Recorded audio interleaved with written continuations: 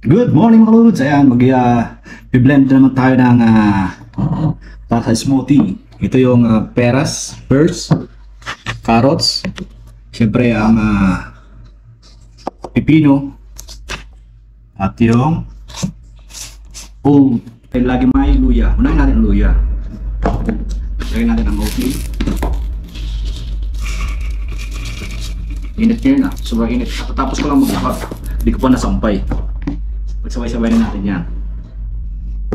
Carrots.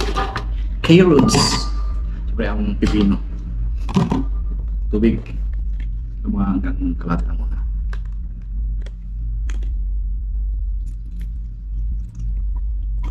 Dagdagan na lang pagkulang. Yan na. Diba nakasandol ako kasi nga mainit.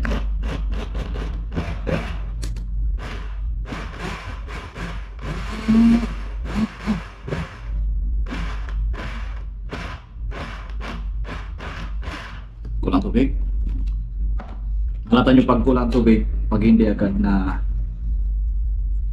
pipiga, nagigiling lahat. Init. Pinatay ko muna yung electric fan kasi nga umuugong siya. Maingay sa video.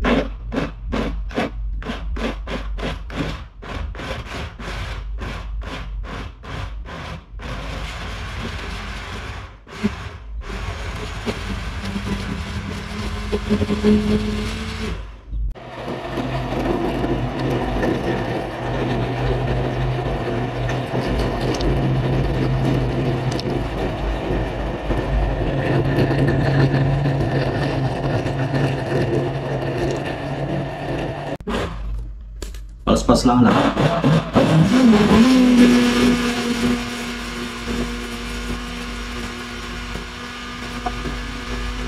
Dapat pino-pino.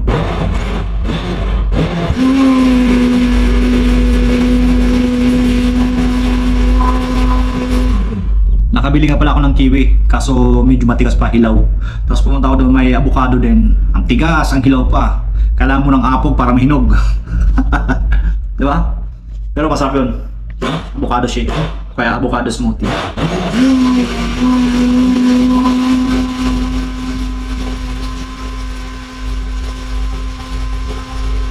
Yung mga ayaw ng oats, hindi, huwag nyong samaan ng oats. Ako pag nagluto ako ng oat, pinapakulang ko ng 5 minutes.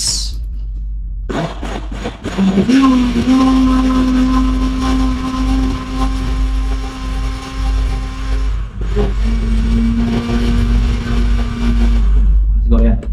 Salin na natin pagsama-samang luya, carrots, pipino, tsaka peras. May kasamang oat.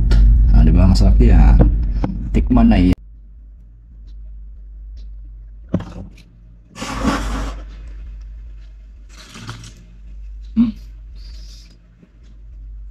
Yung peras, may fiber din siya.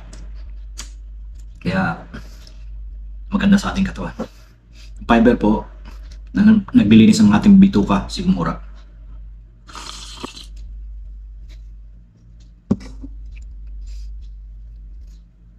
Dahil kayo magugutom. Kasi yung oatmeal, lalo na to, isang pa sa may fiber.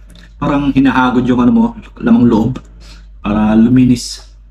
Kaya pag dumumi ka, lutang.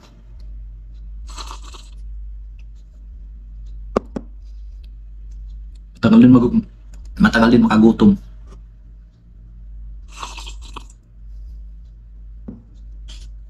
Siyempre babay na siyang lahat.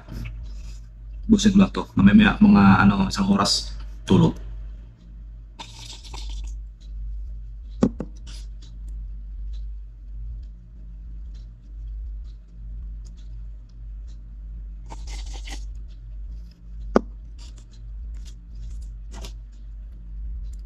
Pag-higop ko parang humigop ng kape. Sarap.